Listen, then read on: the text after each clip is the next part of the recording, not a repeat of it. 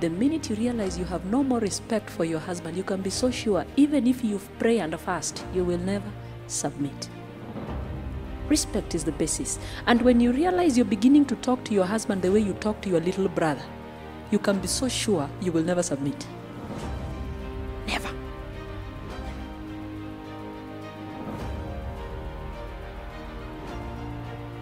Once you lose respect for him, forget about submission. He becomes like any other boy in your compound. Submission becomes tough. So we are not in this competition of who earns more, who earns less, who's taking care of much responsibility, who is not. It's simply acknowledging we are in this setup. He is the leader, I am the subject. Accord him the due respect, even when intellectually you feel you're more blessed or endowed than him.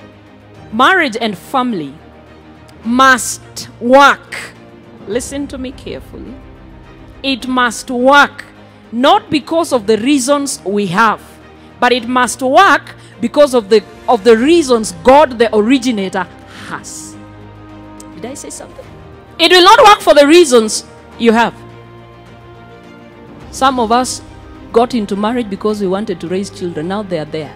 But marriage is proving to be difficult there. But children are there. That is what we wanted. Some people wanted financial stability. Now they have it. They can't stick through marriage. So it must work not because of the reasons you have, but it must work because of the reasons that God has. And once you understand that reason, you're good to go. What makes you the best parent is that you have produced godly what? Children. And the Lord is entrusting you with that responsibility. I want to repopulate heaven. I entrust you, the man and the woman, to help me bring up a people that are godly. Why is it? Is something have trouble understanding? Why is it if people are sick, we can comfortably say, is there anything too hard for the Lord? When people have financial problems, we can confidently say, there is nothing impossible with the Lord. But when people have marital issues, that one is a little bit difficult for the Lord. People are not willing to fight that battle. No one is willing. That one is too difficult for the Lord, for many of us. Warfare, you don't pray today and expect an answer tomorrow. Because the Lord also must prove your faith. Yes, I have faith. Elizabeth, you said you have faith. I want to prove it. Do you trust me? Because there's a big difference between trust and belief. Most of us believe God, but we don't trust Him. We always told about the richer bit. No one wants to. And every marriage counselor will teach you how to manage finances that you have not created. As a session, this is how you will manage your finance. You're talking to people who are jobless, how to manage finances that are not there. No one ever talks about for poor. And let me tell you, you will not define how your poorer looks like. You have no opportunity to define what sickness will mean to you. Because I always say malaria is sickness, yeah. Cholera is sickness, COVID is sickness, HIV is sickness. You will only stand in the evil day if you're dressed in the whole armor of God. Praying in the Spirit, as Paul calls it, requires that you put on the whole armor of God. God has no comparison.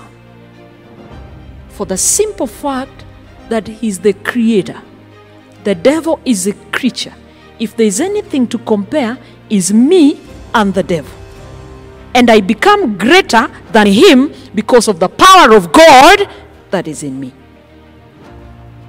But you can never compare God to anything. Second to none. There is the freedom and liberty of knowing the reality of things as they are. If I am poor, I will continue to be poor for as long as I am ignorant. The minute I acquire knowledge on how to create wealth, am I liberated? Yes. But there is no day I will become wealthy for as long as I'm not interested in knowledge in wealth creation. I will continue to suffer. The Lord does not even excuse that ignorance, because it is willful ignorance. You cannot profess Christianity and still engage in spiritualism. It doesn't work. Obedience requires that you understand God is one and He is holy. Him alone must be worshipped. You cannot mix Him with another God. So there's no way you'll show up here for divine hour and shamelessly walk out of church to go to Kibra and visit Dr. So-and-so. No one taught us that a man is kept by prayer.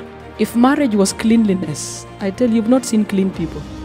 Then clean people would be keeping their marriages. If marriages was good food, chefs would have the best of marriages. If marriage was beauty, celebrities would have the best of marriages. I tell you, marriage is not kept with good food. We are dealing with the devil. We are not dealing with cooking skills. No! Any minute we live in disobedience, the wall of protection is pulled away from us, and Satan has a chance to run our lives.